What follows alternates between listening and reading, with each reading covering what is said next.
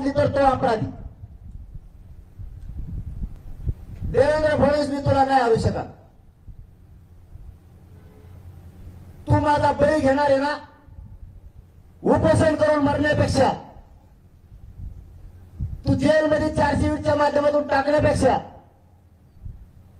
मीच तुझ्याकडे येतो. तू घे बळी, तुझ्या सागर बंगल्यावर येतो आता.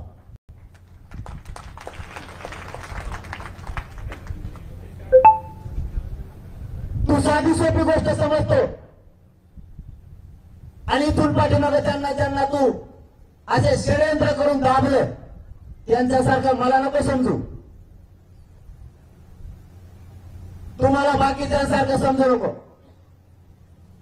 तू ब्राह्मणी कावा करायला जाशील, बाकीच्या ब्राह्मणाला काय नाही करणार. तुला सुट्टी नाही, तुला आयुष्यातून उठवून पुऱ्या. तू ब्राह्मणी कावा करायला निघालास, स्वतःचे लोक सुद्धा तू पायाखाली तोडायला निघालास सत्तेसाठी. 10% मराठ्यांना शुकाराला लावून त्यांच्याजवळ तुला सत्ता मिळवायची. मागच्या वेळेस 106 आमदार तो आले होते. यावेळेस तुला सुपडा साफ होणार आहे, म्हणून तुला लागायचं काय?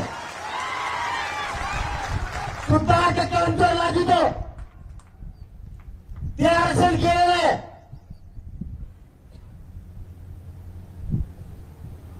आणि आता हे सुद्धा जाणार आहे पुन्हा, म्हणून मी याला हात घालत नाही. तू पहिले लोक मॅनेज केले असतील म्हणून त्यांनी ते घेतलं असेल. आम्ही हे पण घेणार, पण सगळ्या सोयरे सुद्धा अंमलबजावणी घेणार. तुला त्याशिवाय सुट्टी नाही. आता नरेंद्र मोदी साहेबांनी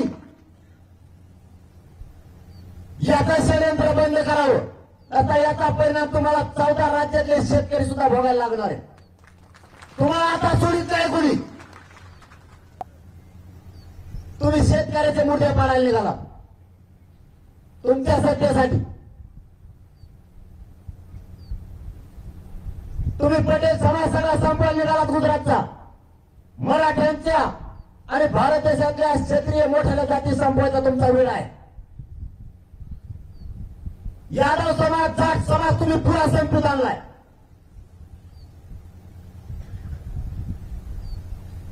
तुम्हाला मोठ्याला जाती मोठ्या होऊ द्यायचं नाही. जाट समाज तुम्ही संपवालाय.